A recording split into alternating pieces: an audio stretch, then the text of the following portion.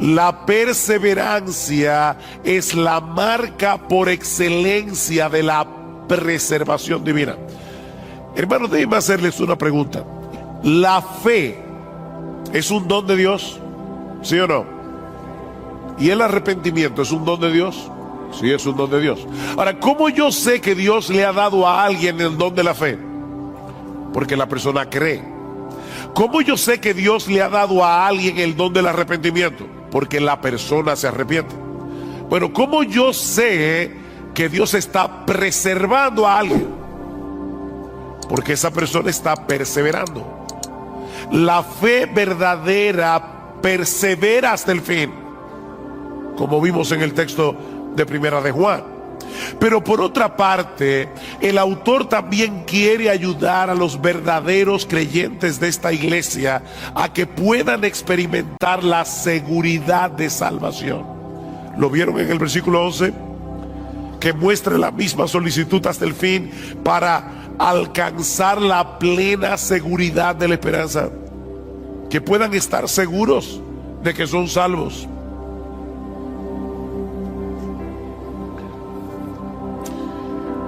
Mis hermanos, se puede ser un verdadero creyente y no tener certeza de que lo eres. La seguridad de salvación no la tienen todos los cristianos. ¿Oyeron eso? O deben ponerlo de otra manera. La inseguridad de salvación no es una prueba de que no somos cristianos. Hay muchos creyentes que van a llegar inseguros al cielo. Y hay muchos impíos que van a llegar seguros al infierno, creyendo que son creyentes. No todo el que me dice Señor, Señor, entrará en el reino de los cielos, sino el que hace la voluntad de mi Padre que está en los cielos. Así que la seguridad de salvación no es necesaria para ser salvo. Sin embargo, cuando un creyente no puede estar seguro de su salvación, no podrá disfrutar plenamente de la bendición de ser salvo, ni tampoco podrá correr bien la carrera. Noten el versículo 12. Porque yo quiero que ustedes alcancen la plena seguridad de la esperanza, a fin de que no seáis perezosos. El estar seguro te mueve a no ser perezoso. ¿Cómo podremos entonces obtener una plena certeza de nuestra salvación? ¿O cómo vamos a poder seguir avanzando hacia la madurez en nuestras vidas cristianas, de tal manera que podamos ser cada vez más útiles para el reino de Dios? En el versículo 12 nos dice dos cosas al respecto. La primera es que debemos seguir siendo diligentes en el cuidado de nuestras almas. Debemos ser diligentes en el cuidado de nuestras almas. Versículo 12. A fin de que no seáis perezosos, sino imitadores de los que mediante la fe y la paciencia heredan las promesas, para que no sean perezosos. Y la pereza de la que el autor está hablando aquí es una indisposición para el cumplimiento de nuestros deberes espirituales.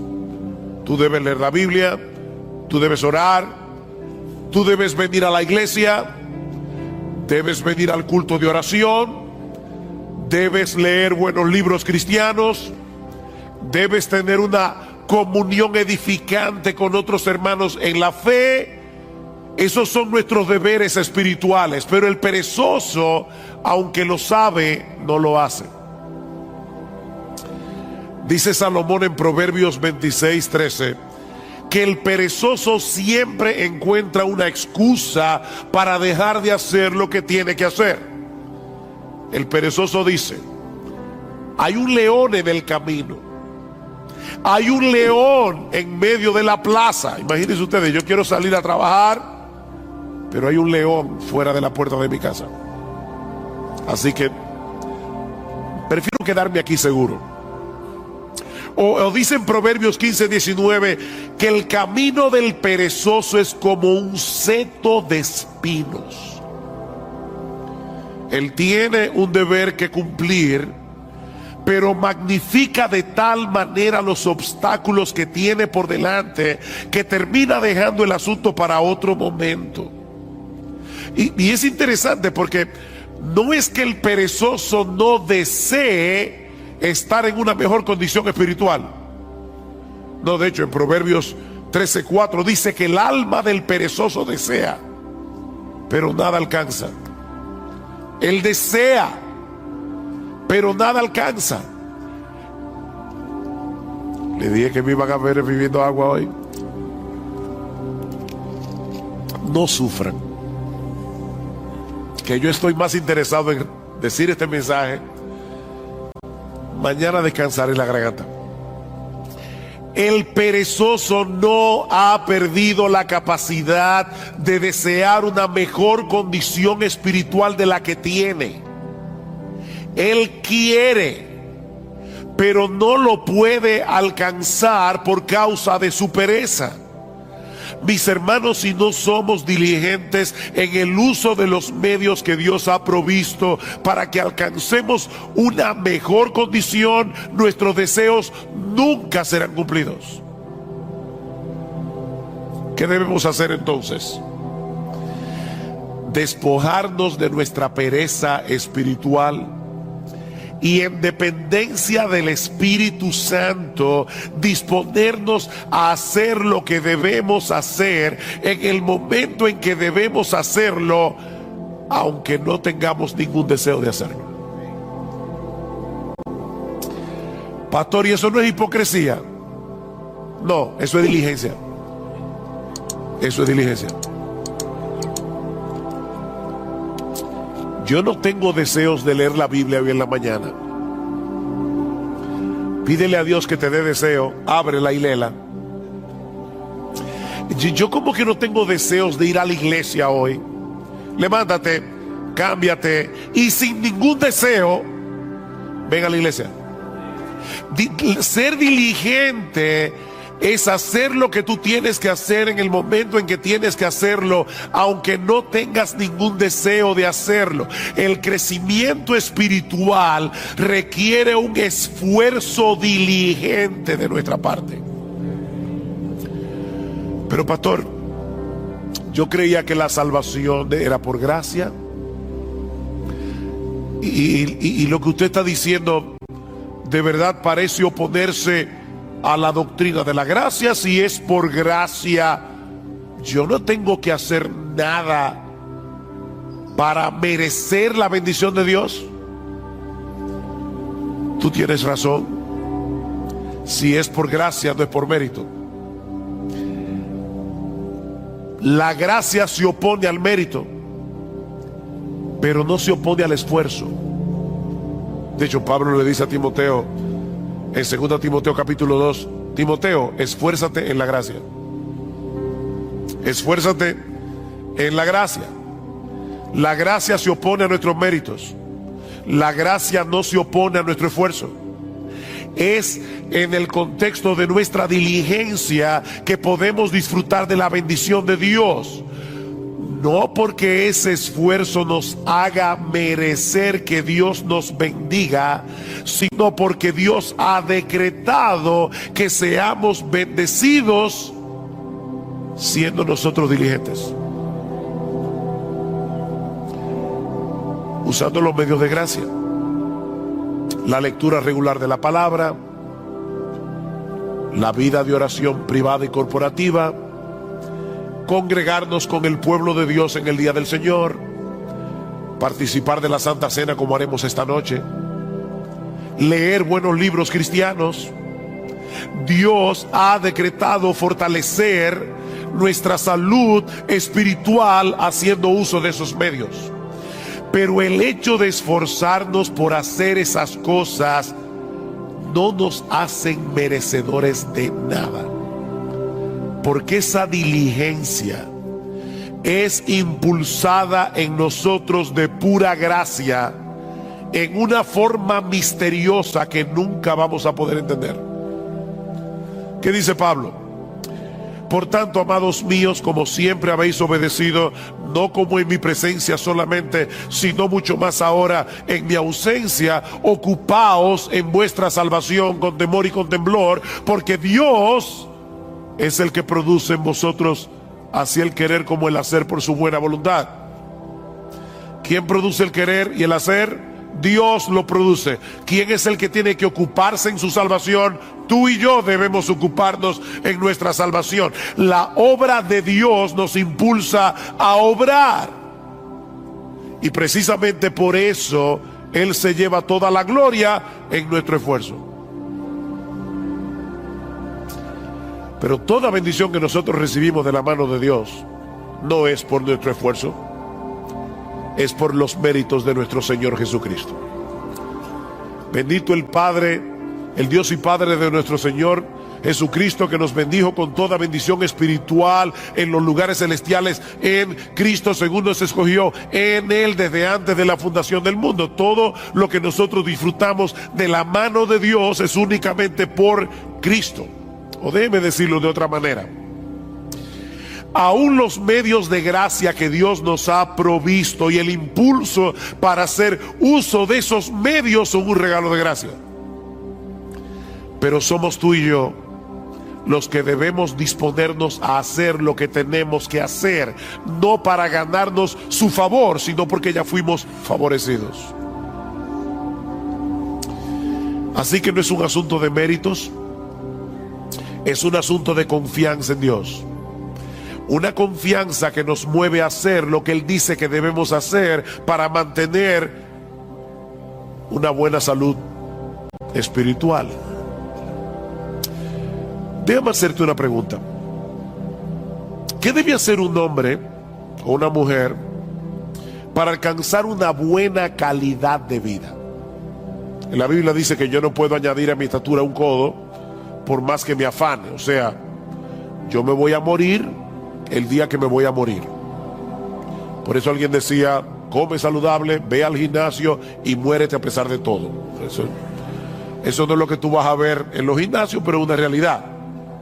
Ahora, ¿qué debe hacer una persona para tener una buena calidad de vida?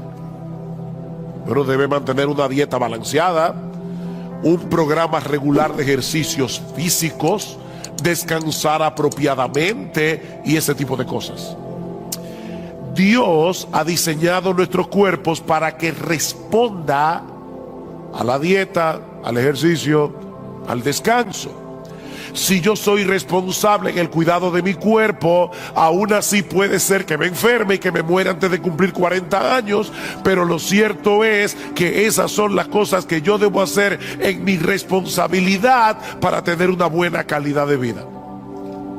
¿No es así? Si Dios determina otra cosa, amén, pero yo debo ser responsable en darle a mi cuerpo el cuidado que necesita. Ahora, cuando yo hago todo eso, como balanceado, hago ejercicio, descanso, ¿lo hago para merecer la salud? No es un asunto de méritos. Es un asunto de responsabilidad y de confianza en que Dios me dice que lo haga.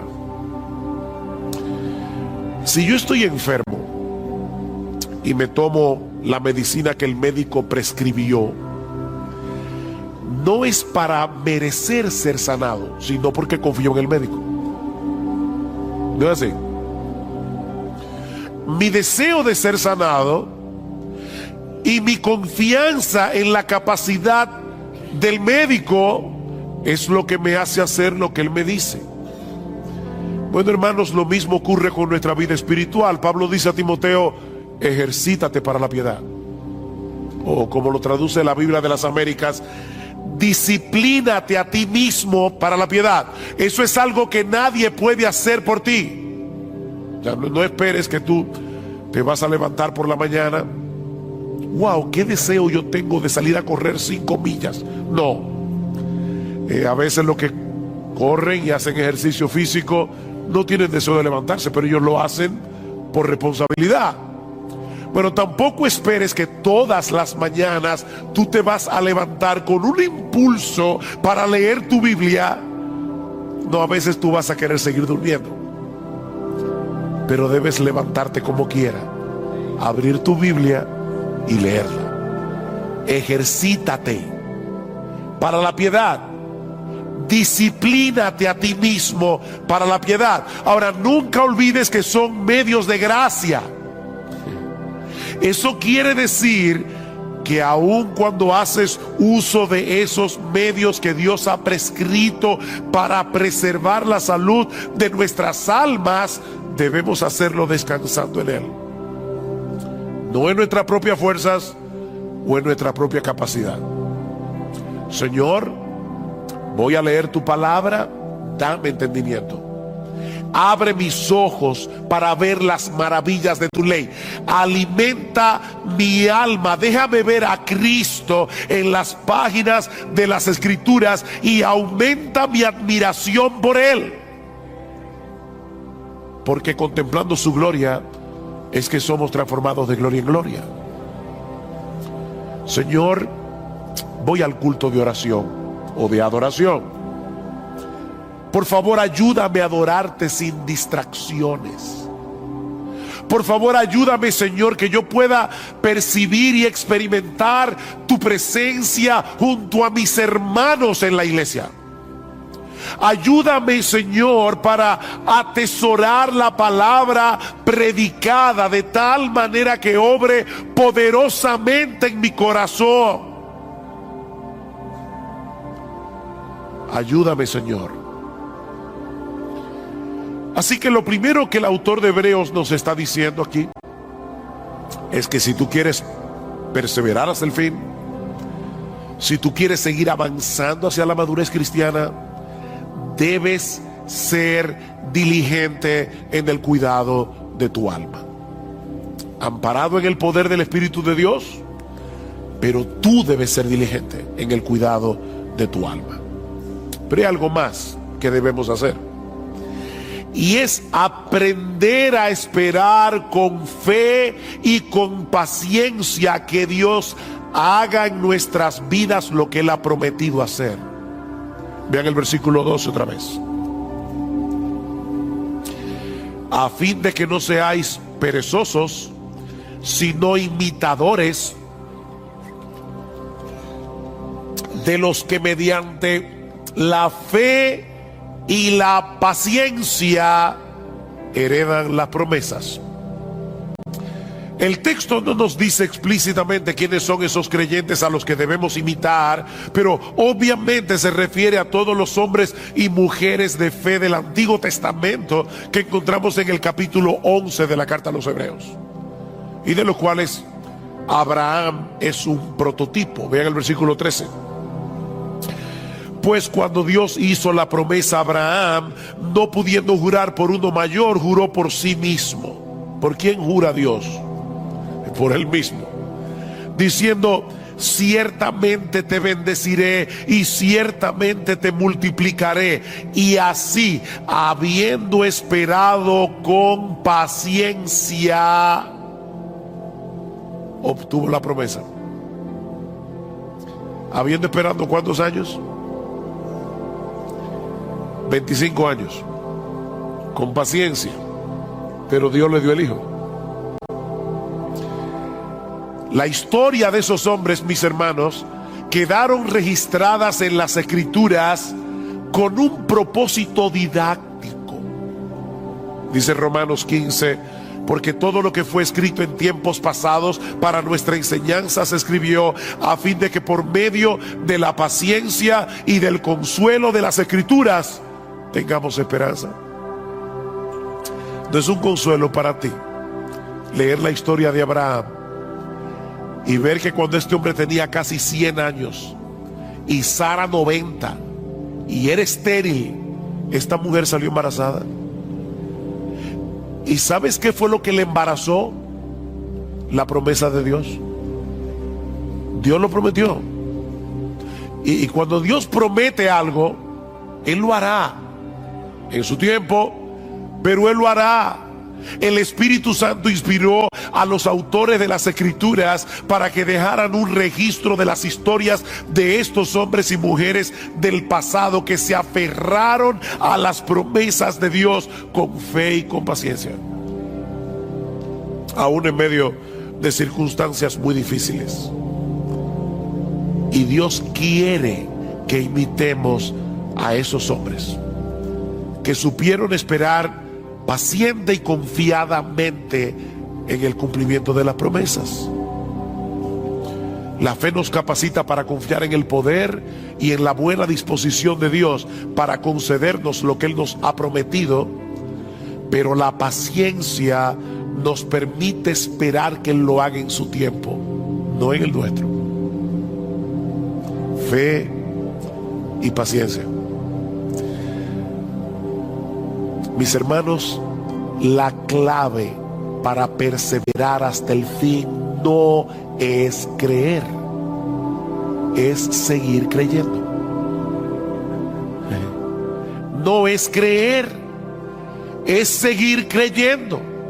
Es seguir esperando hasta que Dios en su sabiduría haga lo que Él ha decidido hacer, en el tiempo en que Él ha decidido hacerlo y en la forma como Él quiere hacerlo.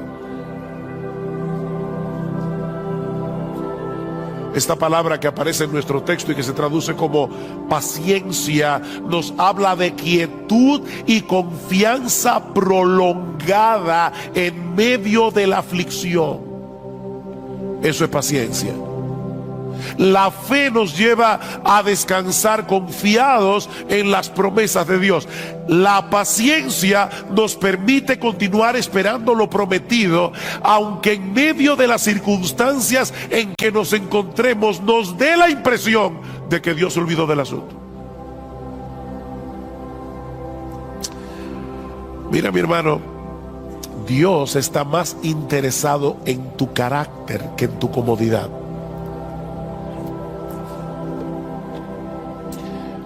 Él quiere llevarte a depender más de Él, a que tú entiendas cuánto lo necesitas. Si tú llamas una vez y no se te abre, y llamas otra vez y no se te abre, y vuelves a llamar y no se te abre, y por eso dejas de llamar, puede ser que todavía tú no hayas entendido cuánto tú necesitas la bendición de Dios. Eso quiere decir que tu fe necesita ser fortalecida. ¿Y sabes cuál es la lagartija que fortalece la fe? Yo no sé cómo le llamarán ese ejercicio en otra parte de América Latina, pero los push-ups, no sé cómo decirle. ¿Sabes cuál es el ejercicio que fortalece la fe? Seguir esperando a la promesa de Dios. Esperar fortalece la fe. Dice en Romanos 8:24 que fuimos salvados en esperanza, pero la esperanza que se ve no es esperanza. Pues, ¿por qué esperar lo que uno ve? O como lo dice en otra versión, ¿quién espera lo que ya tiene? Es en la espera que se fortalece nuestra fe. Aquellos que han sabido unir la fe con la paciencia seguirán llamando y seguirán llamando y seguirán llamando hasta que le abran la puerta. Dice el salmista en el Salmo 123: a ti levanto mis ojos, oh tú que reinas en los cielos. He aquí como los ojos de los siervos miran a la mano de su Señor, como los ojos de la sierva a la mano de su señora. Así nuestros ojos miran al Señor hasta que se apiade de nosotros. ¿Por cuánto tiempo? Hasta que se apiade. Salmo 130: espero en el Señor, En Él espera mi alma y en su palabra tengo mi esperanza. Mi alma espera al Señor más que los centinelas a la mañana. Sí, más que los centinelas a la mañana. ¿Te das cuenta, mi hermano, la insistencia de la Biblia en el hecho de esperar? Si no aprendes a esperar, vivirás frustrado. Te vas a frustrar con Dios, porque el horario de Dios casi nunca encaja con nuestras expectativas. Te vas a frustrar. Dios pudo hacer el mundo en un segundo, pero lo hizo en 6 días. Y dice que al principio la tierra estaba desordenada y vacía, y Dios la fue trabajando poco a poco, poblando la tierra hasta hacerla productiva. Dios hace las cosas en su tiempo. Mi hermanos, no es como a nosotros nos parece mejor, sino es como Él sabe que es lo mejor. Ustedes recuerdan cuando Elías le oró a Dios. Había una sequía de 3 años y medio. Y el Señor no envió la lluvia de inmediato. Elías le dice a su criado: ve a ver si tú ves algo en el cielo. El criado regresó diciendo: yo no veo nada. Vuelve otra vez. Nada. Vuelve otra vez. Nada. Vuelve otra vez. ¿Saben cuántas veces volvió el criado? 7 veces. Óigame, hay que tener paciencia. En este caso del criado con Elías. Pero ya no te dije que no hay nada. Ve otra vez. Finalmente el criado llega y le dice: veo una pequeña nube como la palma de un hombre que sube del mar. Cuando Gloria y yo fuimos a visitar a nuestra hija en Medio Oriente, aquel lugar es desértico, casi nunca llueve. De hecho, desde abril hasta noviembre no hay nubes en el cielo, nunca, nada de nubes, ni una sola. Ahora imagínate en ese desierto que alguien vea una nube del tamaño de la palma de una mano que está subiendo del mar y dice: ay, parece que va a llover. Elías, que entendía perfectamente el modo de obrar de Dios, le dice al criado: sube y dile a Acab: prepara tu carro y desciende para que la fuerte lluvia no te detenga. Y sucedió que al poco tiempo el cielo se oscureció con nubes y viento y hubo una gran lluvia.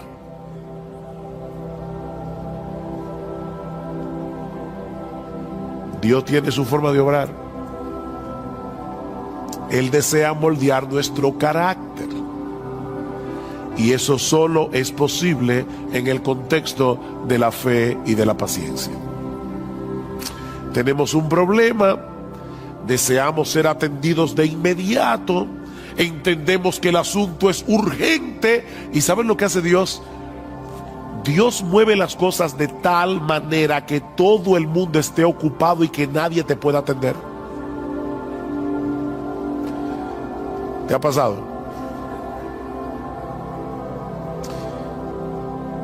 ¿Sabes qué es lo que Dios está haciendo? Enseñándote a esperar con fe y con paciencia. Tu mayor problema no es que te atiendan.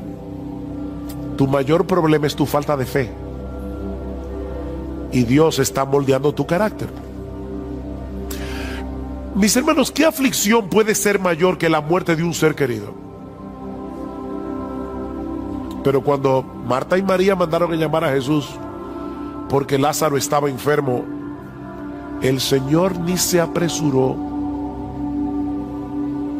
Él esperó pacientemente a que el problema se pusiera peor para mostrar más abundantemente su poder. Lázaro finalmente murió y Cristo lo levantó de los muertos. Y en el proceso le enseñó a Marta y a María a esperar con fe y con paciencia. La hija de Jairo, cuando este hombre acudió a Cristo, su hija aún vivía, pero el Señor otra vez se entretuvo en el camino tratando otro caso, el de la mujer que tenía flujo de sangre. Y ustedes saben lo que sucedió. La niña muere y Cristo de nuevo la levanta de los muertos. Estas historias están en la Biblia, mis hermanos, para enseñarnos algo. Cristo dejó que esa niña muriera para que nosotros aprendiéramos a tener fe y paciencia. A veces va a parecernos que el Señor no nos está haciendo caso. ¿Recuerdan la mujer sirofenicia? Señor, ten misericordia de mí, mi hija está posesa por un demonio, y Cristo ni le escucha. Los apóstoles vienen. Por favor, Señor, haz algo para que esta mujer nos deje tranquilos. No es correcto quitarle el pan de los hijos para dárselo a los perrillos. Yo vine primero a los perdidos de la casa de Israel. Y esta mujer le dice: sí, Señor, pero aún los perrillos comen de las migajas que caen de la mesa de sus amos. Y Cristo le dice: mujer, por causa de tu fe, lo que tú quieres te será hecho. Y dice que su hija fue sanada en aquella misma hora. Esta mujer no desmayó, y por medio de la fe y de la paciencia obtuvo la bendición que deseaba. He aquí entonces, mis hermanos, la metodología divina para seguir avanzando en nuestras vidas cristianas y llegar a experimentar seguridad de salvación. Debemos ser diligentes en el cuidado de nuestras almas y ser imitadores de aquellos que por la fe y la paciencia heredaron las promesas.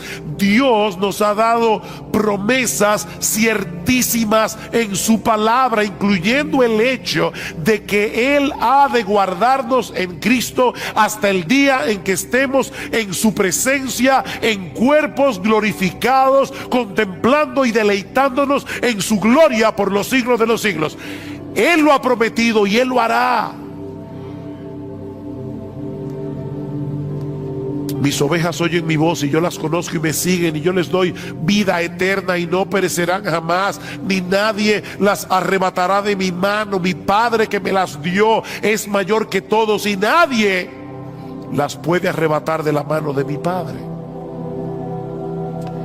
Si esperamos en las promesas de Dios con fe y con paciencia, tendremos el combustible necesario para energizar nuestra diligencia en el cuidado de nuestras almas. Recuerden lo que dice el autor de la carta a los Hebreos: deseamos que cada uno de vosotros muestre la misma solicitud hasta el fin. ¿Para qué? Para que tengan seguridad de salvación. ¿Para qué? Para que no seáis perezosos. Para que no seáis perezosos. Las promesas de Dios son las que le dan contenido a nuestra fe. Creer en Dios es confiar en su fidelidad para cumplir lo que Él ha prometido sobre la base de la obra consumada de Cristo a nuestro favor. Eso es lo que el autor de la carta dice más adelante. Versículo 16. Porque los hombres juran por uno mayor que ellos mismos. ¿No es así? Hay gente que jura por Dios. ¿Y por quién jura Dios? Los hombres juran por uno mayor que ellos mismos, y para ellos un juramento dado como confirmación es el fin de toda discusión. Por lo cual Dios, deseando mostrar más plenamente a los herederos de la promesa la inmutabilidad de su propósito, interpuso un juramento. Dios juró por sí mismo. a fin de que por dos cosas inmutables, en las cuales es imposible que Dios mienta, los que hemos buscado refugio, seamos grandemente animados para asirnos de la esperanza puesta delante de nosotros. Seamos fuertemente, grandemente animados, la cual tenemos como ancla del alma, una esperanza segura y firme, y que penetra hasta detrás del velo, donde Jesús entró por nosotros como precursor. ¿Recuerdan cuando el sumo sacerdote entraba al lugar santísimo con la sangre del animal y rociaba el propiciatorio? Bueno, allí entró Jesús con su sangre para decirle a su Padre y a los ángeles: yo derramé mi sangre por este hijo mío. La justicia de Dios ya está satisfecha. Es imposible que Él termine en otro lugar que no sea en mi presencia. Aférrate a esa promesa. Aférrate a esa promesa. Mira, mi hermano, en la misma medida en que seamos capaces de esperar con fe y con paciencia en las promesas de Dios, en esa misma medida seremos capaces de poner toda diligencia en el cuidado de nuestras almas. Eso es lo que dice Pedro al inicio de su segunda carta. Recuerdan, y voy a leer la Biblia de la Reina Valera. Dice: como todas las cosas que pertenecen a la vida y a la piedad nos han sido dadas por su divino poder, mediante el conocimiento de aquel que nos llamó por su gloria y excelencia, por medio de las cuales nos ha dado preciosas y grandísimas promesas, para que por ellas llegaseis a ser participantes de la naturaleza divina, habiendo huido de la corrupción que hay en el mundo a causa de la concupiscencia. Por esto mismo, poned toda diligencia en añadir a vuestra fe virtud, a la virtud conocimiento, etcétera, etcétera. Este es un texto muy denso, pero mis hermanos, lo que Pedro está diciendo es básicamente esto: todo lo que tú necesitas para tu vida cristiana, todo lo que tú necesitas para seguir avanzando hacia la piedad, ya Dios te lo dio por su divino poder. Eso es parte del paquete de la salvación. No nos falta absolutamente nada para nuestra vida cristiana y para la piedad. Ya lo tienes por su divino poder. Ahora, ¿cómo fue que Dios nos concedió todo lo que necesitamos para la vida y para la piedad? Mediante el conocimiento de aquel que nos llamó por su gloria y excelencia. ¿No le suena raro eso? Aquel que nos llamó por su gloria y excelencia. ¿Cómo Dios llama por su gloria y excelencia? Muy fácil. Dios abrió los ojos de nuestro entendimiento para que pudiéramos ser capaces de ver con deleite la gloria y las excelencias de Jesús, lo que lo hacen a Él el ser más hermoso, el ser más deleitoso de todo el universo. Y de esa manera Dios nos atrajo a Jesús por su gloria y excelencia.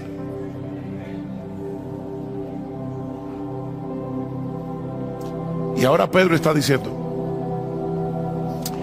el hecho de saber que el poder omnipotente de ese Dios que nos llamó por su gloria y excelencia está obrando en nosotros hasta que estemos en su presencia en cuerpo y almas glorificados, es una poderosa motivación para poner toda diligencia en añadir a vuestra fe virtud, a la virtud conocimiento.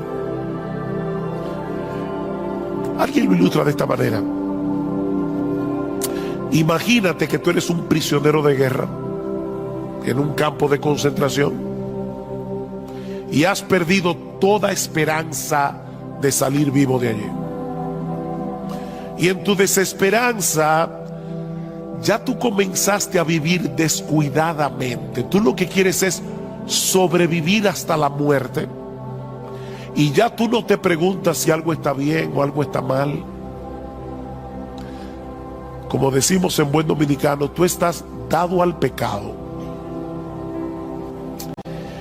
Pero de repente te enteras de que se está planificando un intercambio de prisioneros. Y ves que se acerca a la fila donde estás tú el guardia que tiene la responsabilidad de señalar a los que van a ser libertados y enviados de vuelta a su familia. Si el guardia te señala a ti, eso no sería un mero conocimiento. Recuerden que Pedro dice, mediante el conocimiento de aquel que nos llamó por su gloria y excelencia. Pero ese conocimiento transforma, ese conocimiento anima. Si el guardia se te acerca a ti, tú no vas a pensar, oh, qué interesante, me llamó a mí. No, mi hermano, en ese momento el poder de la esperanza va a energizar todo tu cuerpo y tu alma, porque sabes que has sido llamado para ser de nuevo un hombre libre. Bueno, eso es precisamente lo que Pedro nos está diciendo aquí. El hecho de saber que el Dios de gloria se nos ha acercado y nos ha dicho, tú que estás allí, ven, yo te mostraré mi gloria y te daré una vida eterna glorificada para disfrutarla. Esa es una esperanza que energiza nuestra diligencia para seguir avanzando en el camino de la piedad. De ahí lo que sigue diciendo Pedro. Como ustedes tienen esas preciosas y grandísimas promesas, vosotros también, poniendo toda diligencia por esto mismo, añadid a vuestra fe virtud, a la virtud conocimiento, al conocimiento dominio propio, al dominio propio paciencia, a la paciencia piedad, a la piedad afecto fraternal y al afecto fraternal amor. ¿Se dan cuenta? Este texto concluye como comienza Hebreos 6. Pedro lo pone al revés. Esperar con fe y con paciencia en las promesas de Dios es lo que nos hace diligentes para añadir a la fe virtud, a la virtud conocimiento y así sucesivamente. Mis hermanos, no hay forma de avanzar sin esperanza. Y la esperanza se alimenta de las promesas de Dios. Solo si aprendemos a esperar en ellas con fe y con paciencia. Promesas, esperanza, fe y paciencia. Y ahora yo te pregunto, ¿qué tanto tú estás alimentando tu esperanza con las promesas de la palabra de Dios? ¿Qué tan a menudo tú traes esas promesas a tu mente, sobre todo cuando estás en medio del dolor y de la aflicción? ¿Cuándo fue la última vez que en una forma consciente tú meditaste en una promesa de las Escrituras hasta que la paz y la quietud trajeran descanso a tu alma? ¿Qué tan dispuesto tú estás a seguir esperando en Dios, sabiendo que Él selló cada una de sus promesas con la sangre que Cristo derramó por ti en la cruz del Calvario? Recuerda que es por fe que andamos, no por vista. Mis hermanos, que el Señor nos ayude a mostrar la misma solicitud hasta el fin. Hasta el fin, no te canses, para alcanzar la plena seguridad de la esperanza, a fin de que no seáis perezosos y no imitadores de los que mediante la fe y la paciencia heredan las promesas. Desde el principio de la historia de la redención, vemos que dentro del Israel nacional, Dios tiene un Israel espiritual escogido por gracia. Vean otra vez Romanos capítulo 9, versículo 6. Pero no es que la palabra de Dios haya fallado, porque no todos los descendientes de Israel son Israel, ni son todos hijos por ser descendientes de Abraham. Dios tiene un pueblo escogido por gracia, y no solo de Israel, sino del mundo entero, también de los gentiles. De manera que la salvación no depende de la raza, depende de la gracia. Ahora, ¿quiere esto decir que los incrédulos se perderán porque no fueron escogidos? Dios tiene un pueblo escogido por gracia. Entonces aquellos que no se salvan es porque no fueron escogidos. Esa es la pregunta que Pablo está respondiendo desde el final del capítulo 9 hasta el capítulo 10.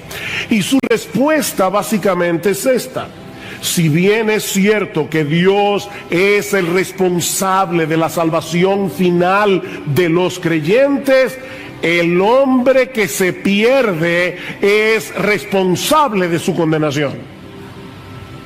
Esa es la respuesta de Pablo.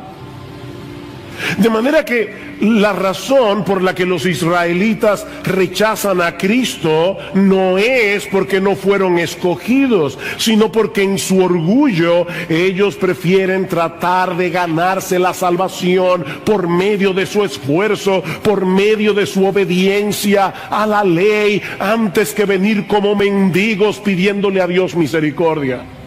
Romanos capítulo 10. Versículo 3, pues desconociendo la justicia de Dios y procurando establecer la suya propia, no se sometieron a la justicia de Dios. Ese es el problema, dice Pablo. No, yo no quiero la justicia como un regalo, yo me la quiero ganar con mi obediencia. Ese es el contexto del pasaje que vamos a estudiar en la mañana de hoy. Y podemos resumir la enseñanza de esta sección de Romanos 14 al 21, capítulo 10, 14 al 21, en dos encabezados. En primer lugar, en los versículos 14 y 15, Pablo nos muestra que la predicación del Evangelio es el medio usado por Dios para salvar a los pecadores. Muy sencillo, ¿verdad? Nada complicado. La predicación del Evangelio es el medio usado por Dios para salvar a los pecadores. Y luego vamos a ver que Pablo dice, los israelitas escucharon la predicación y la rechazaron. Pero lo primero que él quiere demostrar es, ellos tenían lo que se necesitaba: predicación. Noten versículo 13. Yo estaba ahí sentado y cuando Sigfrido dijo vamos a leer la escritura, yo sabía que el texto que tocaba leer hoy era Romanos capítulo 14, 10, 14 al 21, porque yo mismo fui que pedí que lo leyeran, pero en mi mente pensé, ay, si leyera desde el versículo 13. Y eso fue lo que él hizo. Versículo 13, para ponerlo en contexto: porque todo aquel que invoque el nombre del Señor será salvo. Versículo 14, ¿cómo pues invocarán a aquel en quien no han creído? ¿Y cómo creerán en aquel de quien no han oído? ¿Y cómo irán sin haber quien les predique? ¿Y cómo predicarán si no fueren enviados? Tal como está escrito, cuán hermosos son los pies de los que anuncian el evangelio del bien. ¿Ven el punto, mis hermanos? Todo lo que se requiere para recibir el regalo de la salvación es invocar a Cristo como Señor, confiando en la eficacia y suficiencia de su obra en la cruz. ¿Saben que hay personas que invocan a Cristo y no son salvos? Cada vez que tienen un problema, Y sobre todo si es un problema serio, ¡ay, Señor! Ellos invocan, Jesús, ayúdame.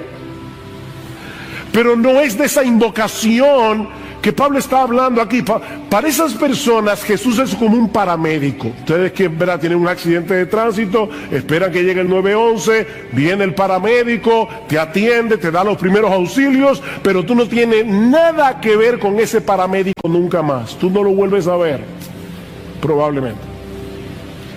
No es de esa invocación que Pablo está hablando aquí. Es aquel que decide levantar su bandera blanca de rendición y se somete voluntariamente a Jesús como Señor, confiando en su obra de redención. Vean otra vez el versículo 9, que si confiesas con tu boca a Jesús por paramédico, no por Señor. Y no olviden que esa palabra significa Dios, amo, dueño, soberano, gobernante. Todo aquel que confiesa con su boca a Jesús por Señor y crees en tu corazón que Dios le resucitó de entre los muertos, que Dios aceptó su obra en la cruz del Calvario, que Dios aceptó el pago por nuestros pecados. Si tú crees eso, serás salvo. Serás salvo. Pero ahora Pablo quiere mostrarnos el papel tan crucial que juega la predicación del Evangelio en este proceso, para que un pecador pueda creer en Cristo, invocar su nombre y ser salvo. Nadie puede invocar el nombre del Señor a menos que sepa quién es el Señor y lo que Él hizo para salvar a pecadores, y Él crea en esos hechos acerca del Evangelio. Creer, conocer, creer en los hechos del Evangelio. De ahí la primera pregunta de Pablo en el versículo 14. ¿Cómo pues invocarán a aquel en quien no han creído? No se puede invocar sin creer. Imagínate que tú estás en un río profundo. Hay algunos ríos aquí en República Dominicana, por lo menos cuando yo era chiquito eran profundos, y a veces se formaban remolinos y una persona fácilmente se podía ahogar.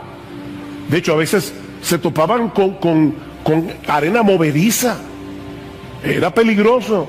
Ahora imagínate que tú estás en medio de un río, tú no sabes nadar, el río es hondo, estás en un remolino, te estás ahogando, y así rápidamente tú ves de un lado del río a un niño de 6 años que ayer fue que comenzó su primera clase de natación, y del otro lado a un salvavidas profesional que aparte de todo es tu amigo íntimo. ¿A quién tú vas a clamar pidiendo auxilio?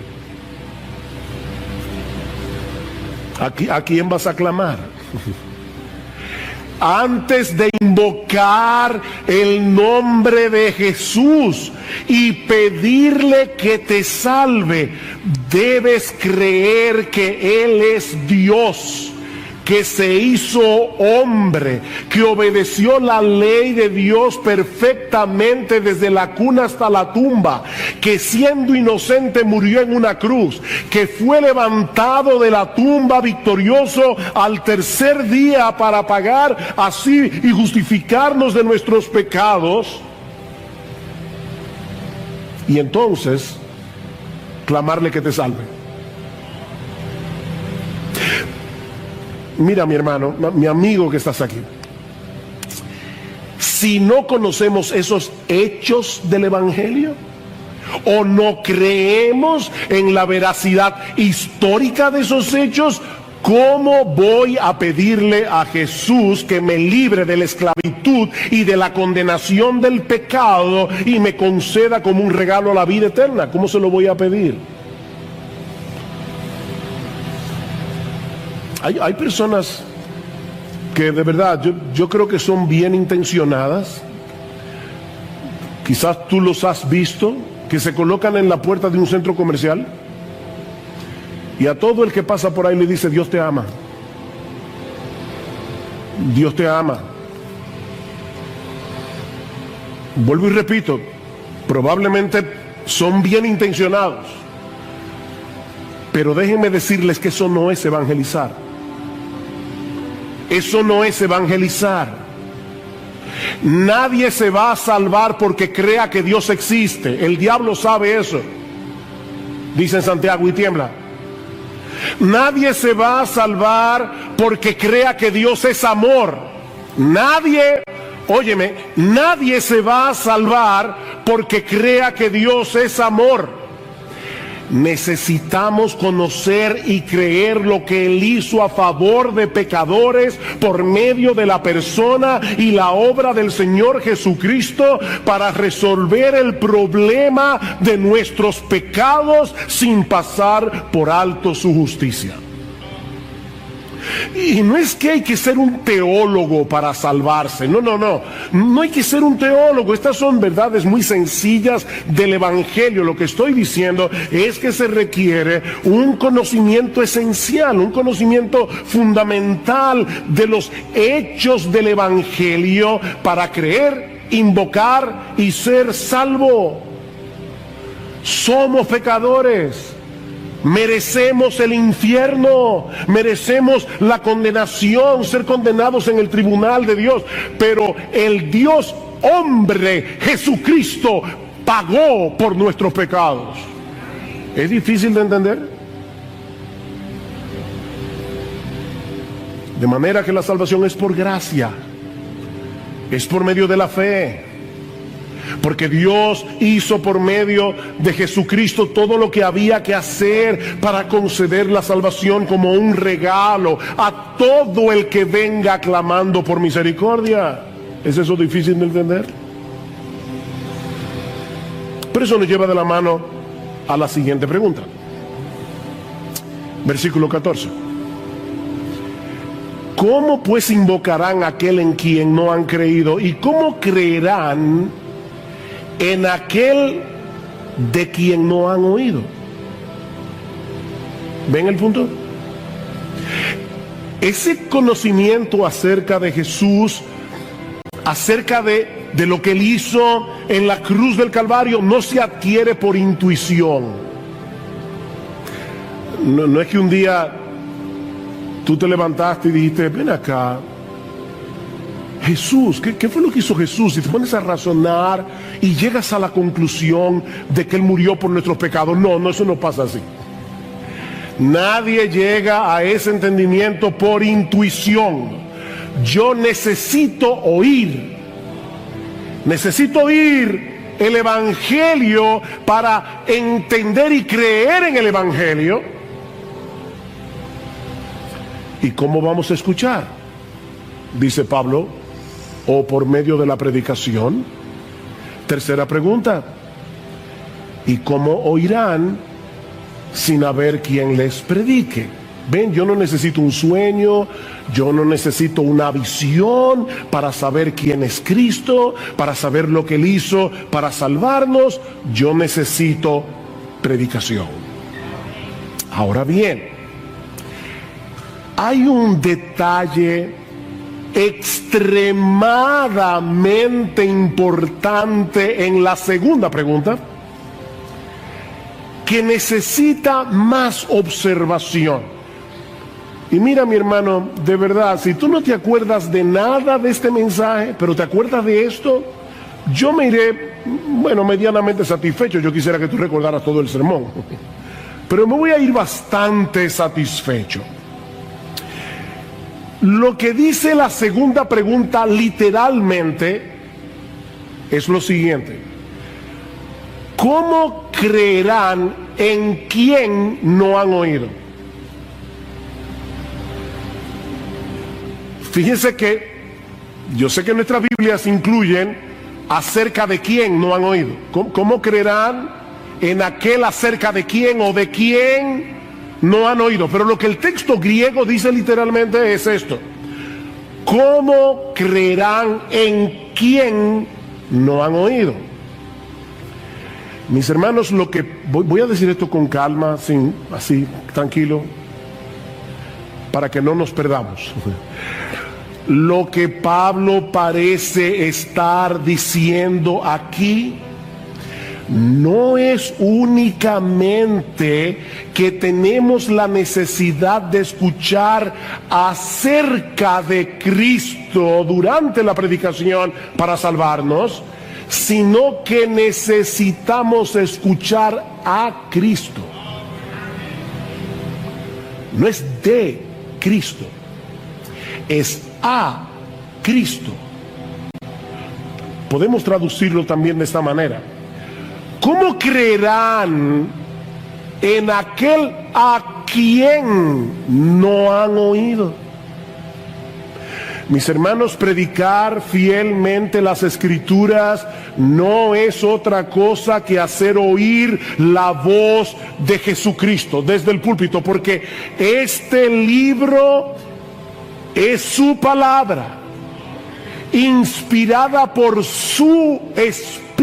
Primera de Pedro capítulo 1 versículos 10 al 12, el Espíritu de Cristo. Por eso es que Pablo le llama a este libro en Colosenses capítulo 3 versículo 16 la palabra de Cristo. La palabra de Cristo more en abundancia en vosotros. Si yo escribo una carta, te envío una carta y alguien te la lee en voz alta y te explica algunas cosas de la carta que tú no entiendes, en cierto modo tú me estás escuchando a mí, no al que te está leyendo la carta. Tú me estás escuchando a mí. Pero eso no es todo. Eso no es todo. Ya eso de por sí es extraordinario, pero eso no es todo.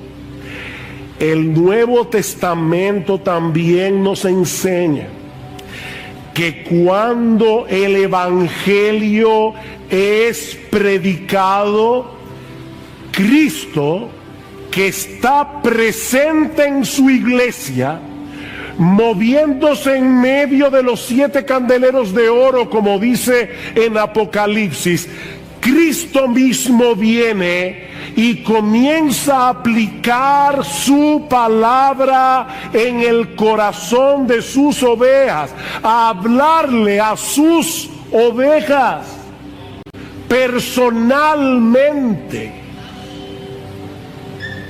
Mis hermanos, Cristo está aquí. Cuando su iglesia se congrega, Él está aquí haciéndonos oír su voz a través de la predicación. El discurso del buen pastor, Juan capítulo 10.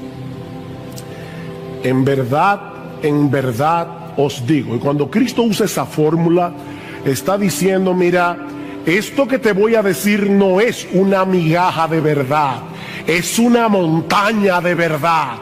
En verdad os digo, el que no entra por la puerta en el redil de las ovejas, sino que sube por otra parte, ese es ladrón y salteador. Pero el que entra por la puerta es el pastor de las ovejas. A este abre el portero y las ovejas oyen su voz. Llama a sus ovejas por nombre. ¿Se oyeron eso? Llama a sus ovejas por nombre y las conduce fuera. Cuando saca todas las suyas, va delante de ellas, y las ovejas lo siguen porque conocen su voz. Versículo 16: yo tengo otras ovejas que no son de este redil, a estas también me es necesario traerlas, y oirán mi voz, y serán un rebaño con un solo pastor.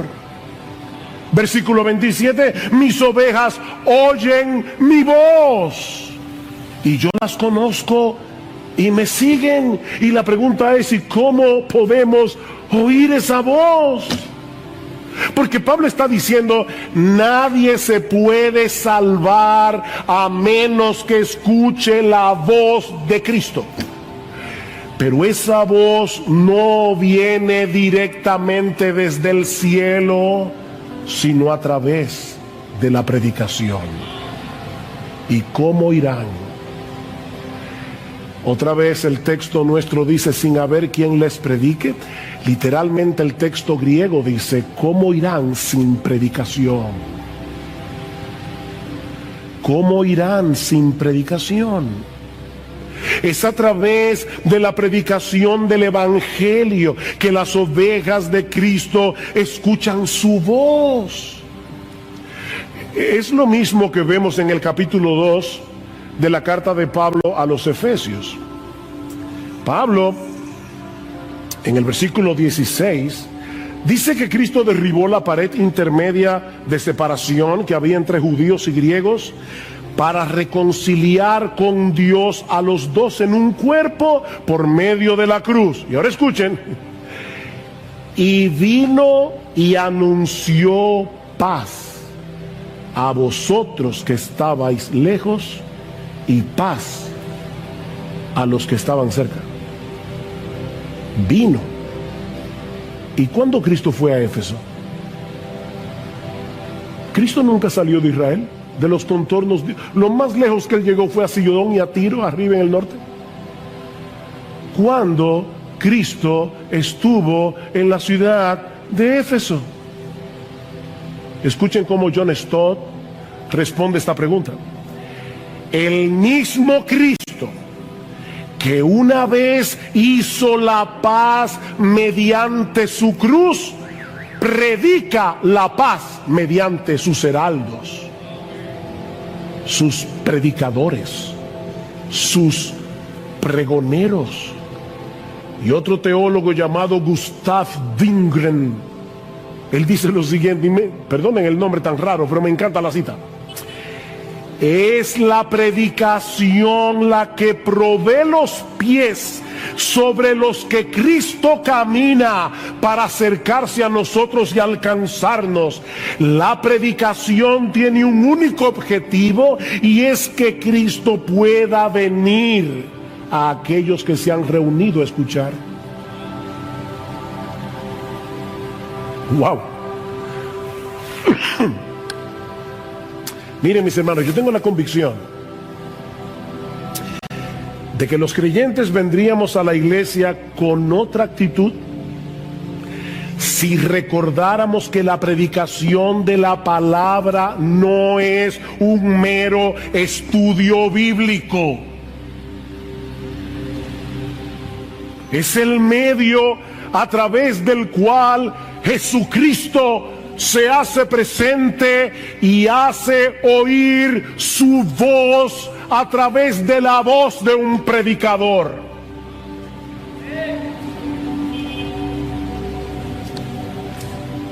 Y así edifica su iglesia y así salva a los perdidos. Mis ovejas oyen mi voz.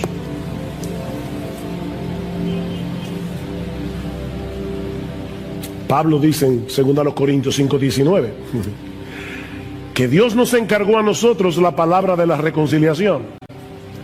Así que somos embajadores en nombre de Cristo, como si Dios rogase por medio de nosotros, otra vez literalmente, como Dios rogando por medio de nosotros. Os rogamos en nombre de Cristo, reconciliados con Dios. Mis hermanos, los predicadores no somos simples mensajeros. Los predicadores no somos simples maestros. Somos mensajeros, somos maestros, pero somos más que eso. Somos embajadores. Un embajador es aquel que ha sido oficialmente llamado y comisionado para hablar en nombre de su gobierno y con la autoridad de su gobernante. Por eso es que nosotros nos paramos aquí a predicar, porque no venimos a negociar esto. No venimos a preguntar, ¿tú qué piensas? Vamos a hacer una mesa redonda. No estamos haciendo ninguna mesa redonda. Estamos aquí como embajadores del Rey de Reyes, del Señor de Señores, diciéndole al mundo, así dice Jehová. Y todo el mundo debe escuchar su voz. No estamos negociando nada. Estamos anunciando algo en nombre de Dios. En nombre de Dios. De ahí la cuarta pregunta de Pablo en el versículo 15. ¿Y cómo predicarán si no son enviados? ¿Enviados por quién? Bueno, por el contexto debemos entender que Pablo se está refiriendo a Dios como aquel que envía, comisiona a sus mensajeros. Rogad al Señor de la mies para que Él envíe obreros a su mies. Dios los envía para anunciar en su nombre que hay perdón en Cristo para todo aquel que cree. Los predicadores, dice Pablo en 2 Corintios capítulo 2, versículo 17, hablamos de parte de Dios y delante de Dios. De parte de Dios y delante de Dios. La iglesia es la embajada del reino de los cielos. Y los predicadores somos los embajadores que traemos palabras de paz a los enemigos de Dios.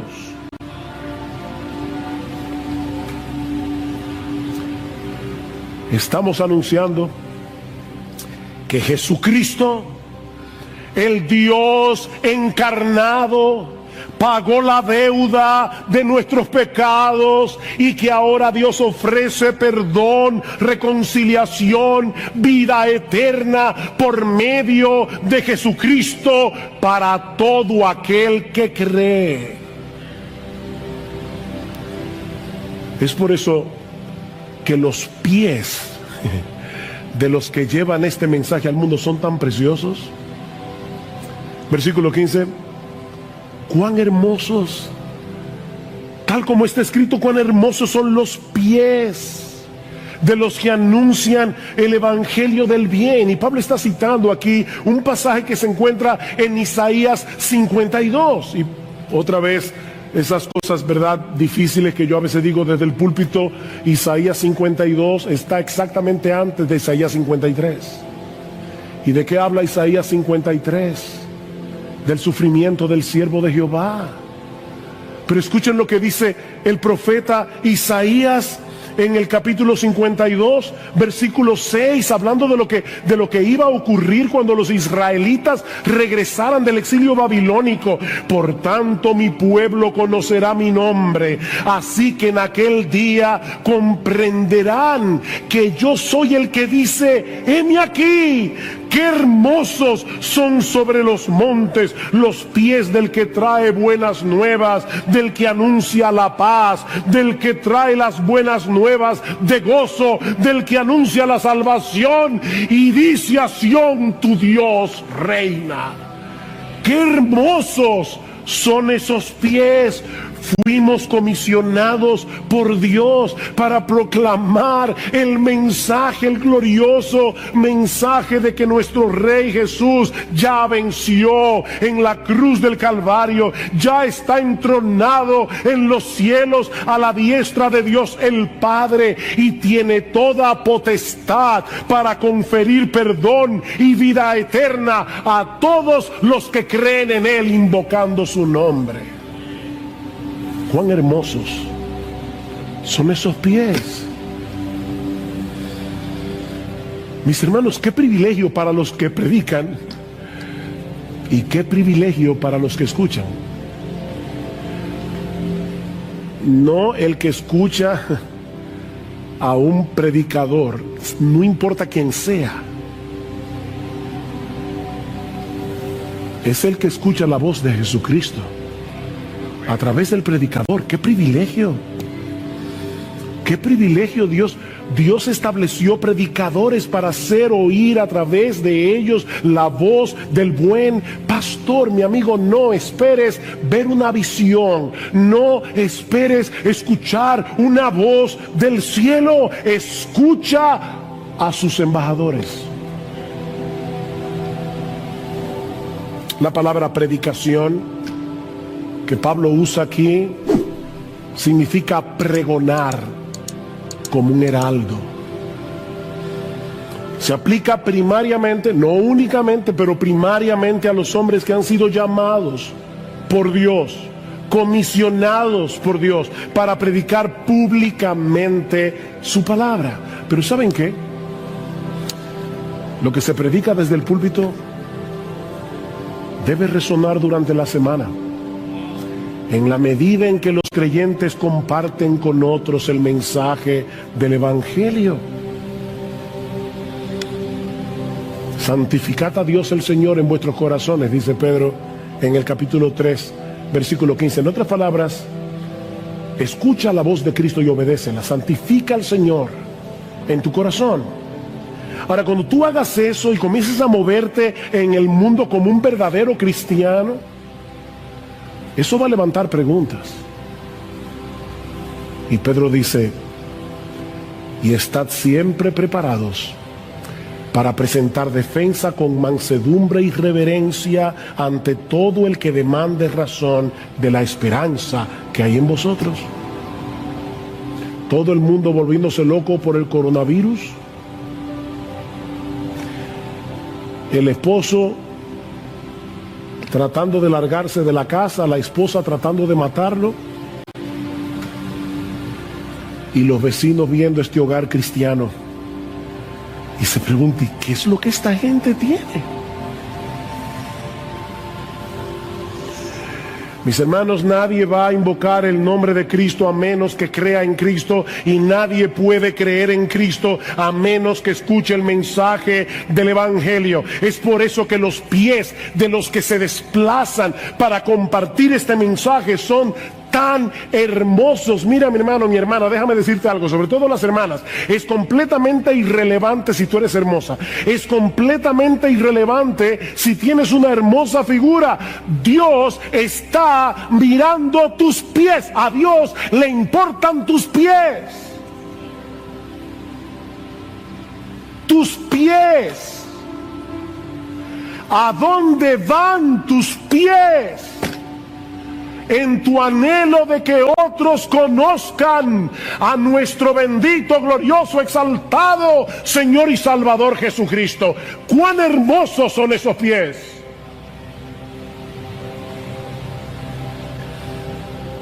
Viene a mi memoria el famoso corredor ateniense Filípides. Cuando Grecia derrotó el imperio persa en la batalla de Maratón, año 490 antes de Cristo, el general Milcíades reclutó a su soldado más veloz, Filípides, para ir a Atenas a dar las buenas nuevas de que ellos habían vencido, de que los persas habían sido derrotados. Y cuenta la historia que Filípides corrió tan rápido los 42 kilómetros que había entre los campos de Maratón y la ciudad de Atenas, que cuando llegó a la ciudad, con su último aliento solo pudo decir, hemos vencido, y ahí cayó muerto. Y es en honor de Filípides que nosotros corremos, digo yo no, los que corren el famoso maratón, que son 42 kilómetros, 26 millas, la misma distancia que corrió Filípides en aquel día. Oh mis hermanos, el mensaje que nosotros tenemos que comunicar es infinitamente más importante que el que corredor alguno haya comunicado jamás. Cristo venció en la cruz, el diablo fue derrotado, nuestra deuda fue saldada, completamente saldada, y ahora Dios ofrece en el Evangelio perdón y vida eterna a todo aquel que cree. Oh, cuán hermosos son esos pies. Pero ahora viene la segunda parte de la argumentación de Pablo, en los versículos 16 al 21. Recuerden el contexto. Y lo que Pablo va a decir ahora es que lamentablemente, muchos de los que escuchan el mensaje del Evangelio deciden permanecer en la obstinación y rebeldía de sus corazones. Versículo 16. Sin embargo, Pablo ha dicho algo tan glorioso, pero de repente dice, sin embargo, y yo me imagino de verdad que cuando Pablo escribió esto, su corazón estaba roto en 1000 pedazos. No todos hicieron caso al Evangelio. Miren qué glorioso es la predicación. Cristo mismo llamando a los hombres, pero no todos hicieron caso, no todos obedecieron. Porque Isaías dice, Señor, ¿quién ha creído a nuestro anuncio? Y ese texto se encuentra precisamente en Isaías 53. ¿Ven? Isaías 52, cuán hermosos son los pies de los que anuncian el Evangelio. Isaías 53, Señor, ¿y quién ha creído a nuestro anuncio? ¿Quién ha creído a nuestro anuncio? Es interesante notar que ese texto de Isaías 53 se cita al final del ministerio de Jesús en el Evangelio de Juan, capítulo 12, antes de la semana de la pasión. Dice, no, los judíos no creyeron en Jesús, como dice Isaías, ¿quién ha creído a nuestro anuncio? Y ese mismo texto aparece en Hechos 28 para hablar del ministerio de Pablo, y dice una vez más que los judíos no oyeron, no creyeron, como dice Isaías, Señor, ¿quién ha creído a nuestro anuncio? ¿Ven? Mis hermanos, la predicación puede ser ungida por el Espíritu de Dios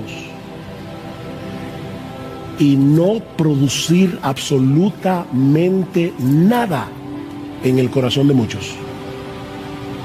Pasó con Jesús, pasó con Pablo, y ha pasado con muchos predicadores a lo largo de la historia. Nosotros no podemos evaluar a un predicador por el tamaño de su iglesia.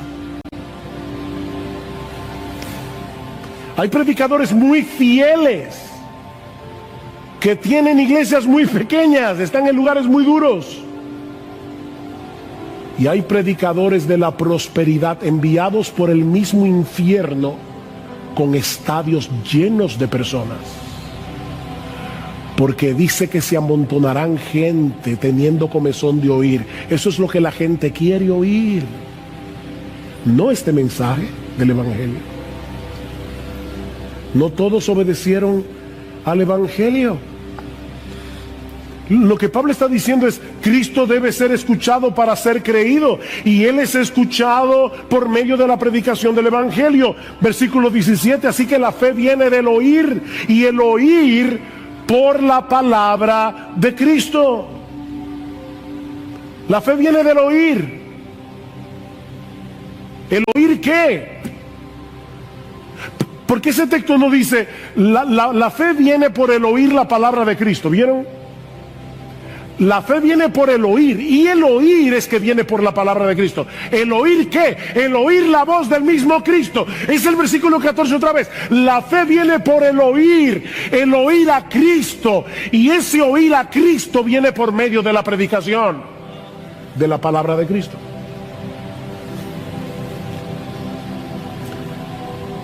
Pero qué triste que muchos que tienen el privilegio de escuchar, y algunos están sentados en esta iglesia y vienen con sus padres domingo tras domingo, tras domingo, tras domingo.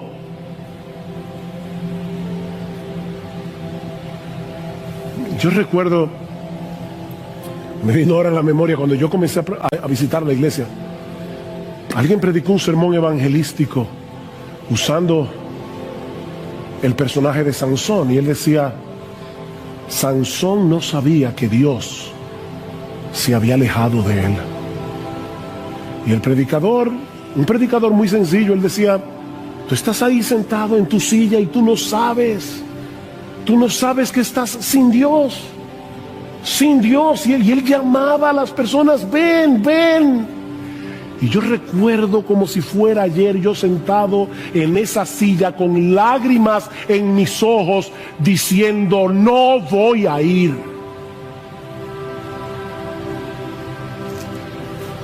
Increíble la dureza de nuestro corazón. ¡Cuánta dureza! Mis hermanos, lo que Pablo está tratando de probar es que el problema de Israel no fue que no tuvieran la oportunidad de escuchar el evangelio, fue que ellos decidieron mantenerse en incredulidad. Vean el versículo 18. Pero yo digo, ¿acaso nunca han oído?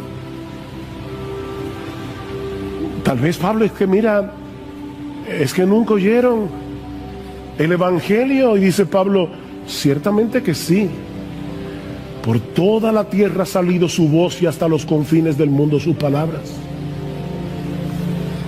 Pablo está citando aquí el Salmo 19, que habla no de la Biblia, sino de la revelación general de Dios en los versículos 1 al 6, y luego de las escrituras a partir del versículo 7. Y Pablo está usando la ilustración del sol que recorre toda la tierra cuando sale por la mañana y luego se pone en el ocaso, y dice: así mismo ha salido la palabra de Dios donde quiera que ha habido una comunidad de judíos en el primer siglo. Dios se encargó de llevarle su palabra.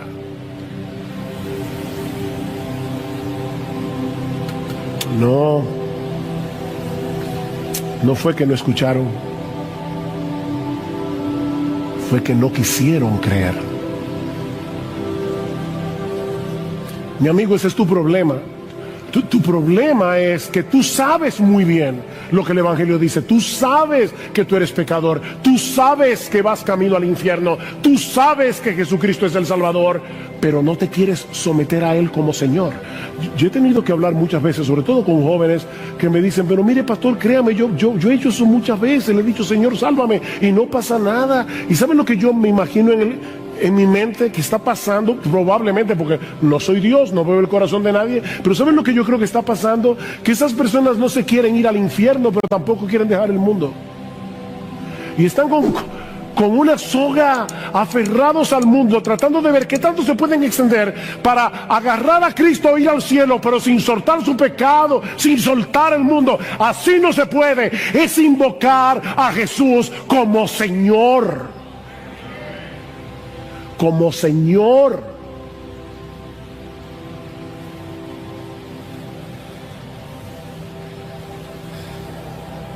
Ellos escucharon. ¿Será que no entendieron?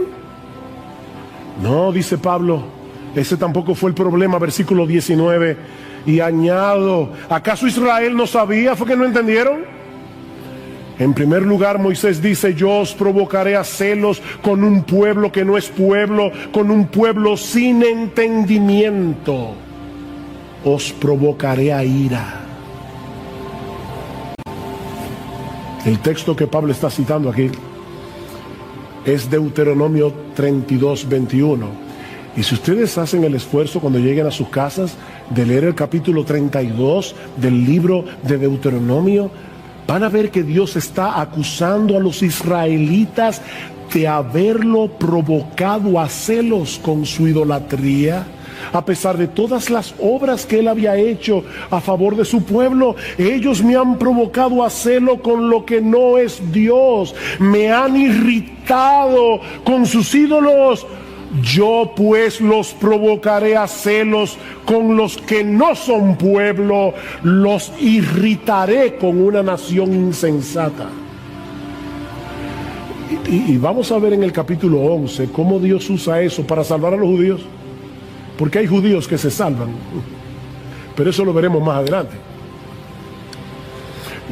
El argumento de Pablo aquí, y noten que esta cita es muy parecida a la que él había usado antes en el libro de Oseas: llamaré a un pueblo que no es pueblo y lo haré pueblo mío.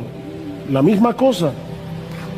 Lo que Pablo está diciendo es al ver la conversión masiva de los gentiles, Israel debió haber reconocido que Dios estaba llevando a cabo lo que de antemano había prometido en sus propias escrituras. ¿Es que no leyeron la Biblia?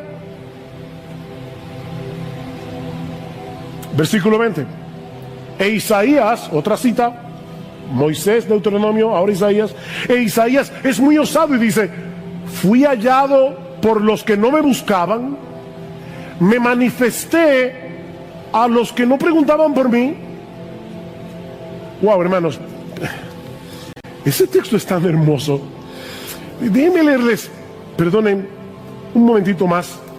Déjenme leer el texto tal cual está en Isaías 65, que es de donde Pablo está citando. Me dejé buscar por los que no preguntaban por mí, me dejé hallar por lo que no me buscaban. Dije: heme aquí a una nación que no invocaba mi nombre. Wow, o sea, somos nosotros las criaturas que debemos decirle: Señor, heme aquí. Pero Dios es tan bueno que Él condesciende y se aparece a un pueblo gentil que no tenía la Biblia, que no conocía el pacto abrahámico, que no conocía las promesas del Mesías. Y Dios le dice a los gentiles: mírame aquí, heme aquí. ¿Y esos gentiles creyeron? Pablo acaba de cerrar su argumento, porque él comienza con lo mismo en el capítulo 9, versículo 30. ¿Qué diremos entonces? Que los gentiles que no iban tras la justicia alcanzaron justicia, es decir, la justicia que es por fe. Pero Israel, que iba tras una ley de justicia, no alcanzó la ley. ¿Ven el mismo argumento? Versículo 20. Fui hallado por los que no me buscaban. Versículo 21. Pero en cuanto a Israel, dice, y vuelve a citar a Isaías: todo el día he extendido mis manos a un pueblo desobediente y rebelde. Wow, mis hermanos, Dios se está mostrando aquí como un padre que extiende los brazos a su hijo pródigo, a su hijo extraviado, y le pide que vuelva a casa. Hijo mío, vuelve, hijo mío. Las puertas de tu casa están abiertas de par en par. Serás bienvenido aunque vengas sucio como el hijo pródigo, habiéndote revolcado en el lodo. Ven, hijo mío. ¿Ustedes se imaginan eso? Dios, ven, mi hijo, ven. Pero el hijo decide mantener su actitud desafiante en contra de su padre. ¿Por qué la mayoría de los israelitas rechazaron al Mesías? ¿Porque no fueron elegidos? No, porque no quisieron. ¿Ven el contraste, hermanos, entre Romanos 9 y Romanos 10? En Romanos 9, Pablo enfatiza la elección soberana de Dios en la salvación de los creyentes. A partir del capítulo 9, versículo 30 y hasta el final del capítulo 10, Pablo enfatiza la responsabilidad humana en aquellos que se pierden. No podemos escoger entre una doctrina y la otra. Las dos están en la Biblia. Pero pastor, yo no entiendo. Yo tampoco. Pero Dios lo dice. Dios lo dice. Y sea Dios veraz y todo hombre mentiroso. Me recuerda al niño aquel que cuando en la escuela dominical, un maestro inconverso lo quiso ridiculizar, le dijo: entonces tú crees que es verdad que una ballena se tragó a Jonás. Sí, profesor, yo lo creo, porque la Biblia lo dice. Y si la Biblia dijera que fue Jonás el que se tragó a la ballena, ¿también lo creería?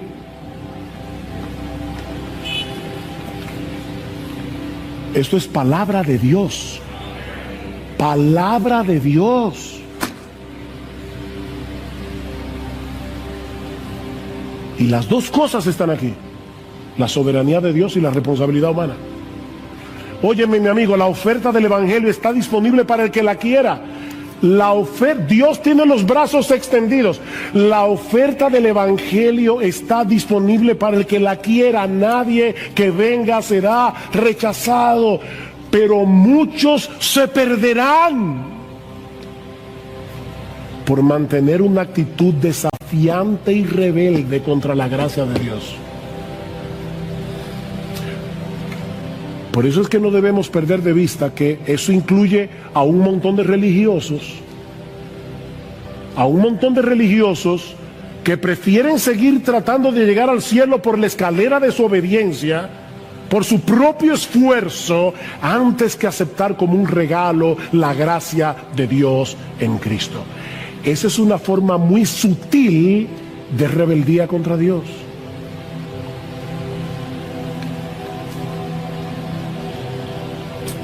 Mis hermanos, ¿qué aprendemos de este pasaje? Hay varias lecciones, varias aplicaciones que podemos extraer.